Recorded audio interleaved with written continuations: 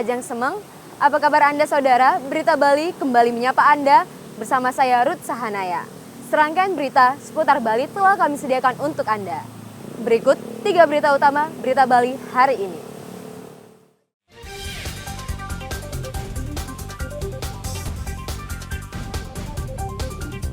Puluhan warga terserang demam berdarah di Karangasem.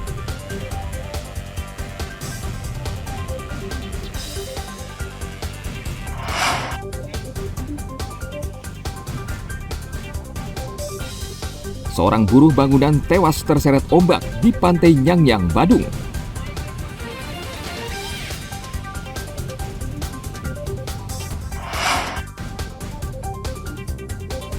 Kabupaten Bangli mengirim 336 atlet ke ajang Pekan Olahraga Pelajar atau Porjar Bali 2024 di Denpasar.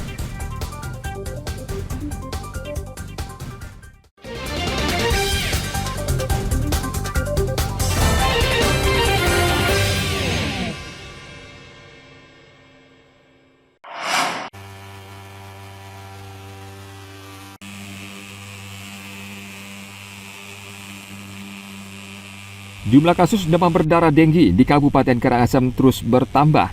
Di Kecamatan Karangasem misalnya, puluhan warga terserang demam berdarah. Untuk menanggulanginya, Dinas Kesehatan Karangasem gencar melakukan fogging dan pemberantasan serang nyamuk secara terfokus di sejumlah titik di seluruh kecamatan dengan radius tertentu. Salah satu sasaran adalah Banjar Asak Kangin di Desa Pertimba. Di desa ini tercatat ada 10 orang yang terserang demam berdarah.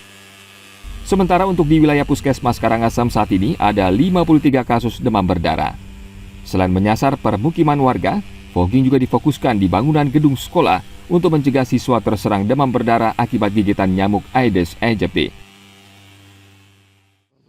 Untuk wilayah Puskesmas Karangasem 1 sampai tahun hari ini, bulan Mei 2024, sudah mencapai 53 kasus.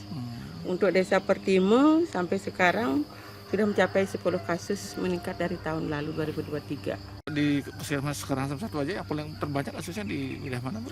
Kelurahan Karangasem. Kelurahan Karangasem ya. Berapa kasusnya, Bu? Kalau sekarang sudah 20 deh.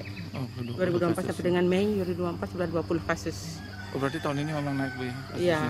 Kalau dari 2023 Karangasem untuk Kelurahan Karangasem 55 kasus.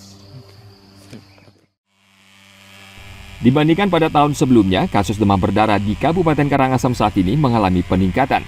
Sejak Januari hingga Mei, jumlah penderita demam berdarah lebih dari 350 kasus. Warga diminta terus waspada dan menjaga kebersihan lingkungan, serta menerapkan pola 3M.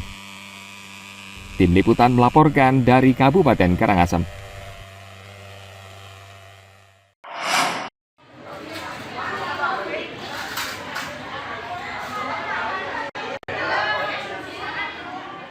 Kabupaten Karangasem merupakan salah satu daerah yang rawan penularan rabies. Jumlah kasus gigitan anjing atau hewan penular rabies atau HPR terus meningkat.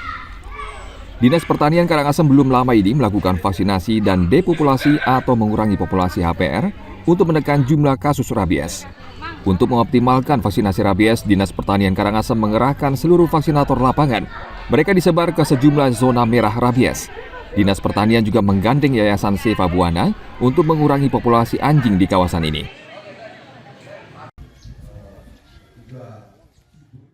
Dalam upaya untuk menekan rabies, kita melakukan vaksinasi hari ini kerjasama dengan Seva Buana, melakukan depopulasi. Sudah sekitar 50 yang dilakukan kastrasi dan sterilisasi anjing maupun kucing di Desa Padangbai. Kalau vaksin hari ini lebih dari 100 ekor yang sudah divaksin.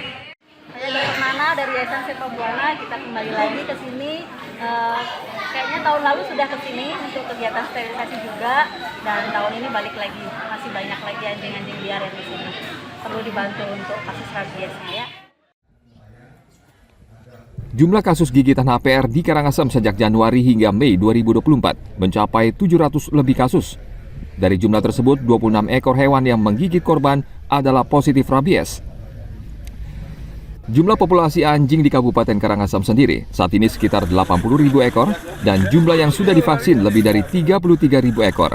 Selain itu, Pemkab Karangasem juga mengeliminasi atau membunuh secara selektif sebanyak 71 ekor agar tidak membahayakan masyarakat.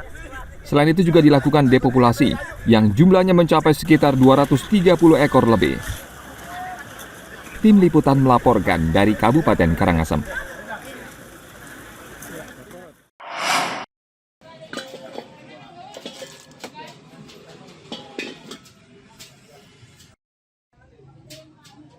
Tidak hanya langka dan harga tinggi, kini pembelian gas LPG 3 kg akan diwajibkan menyertakan KTP.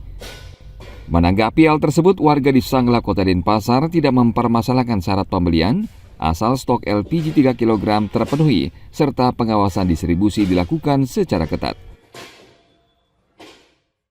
Ada gas, itu tidak ada masalah. Tidak ada masalah. Kalau memang betul ada. Jadi jangan itu gas itu dipersulit gitu.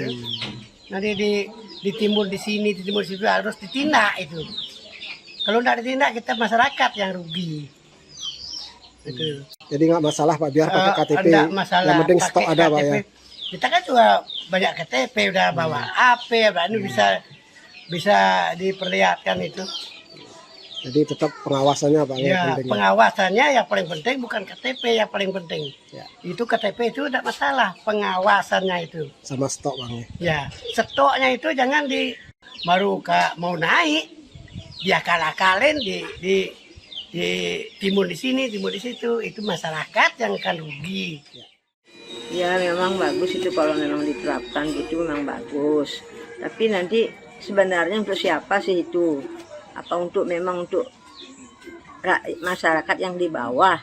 Kadang-kadang yang kan juga bisa dia beli banyak-banyak itu.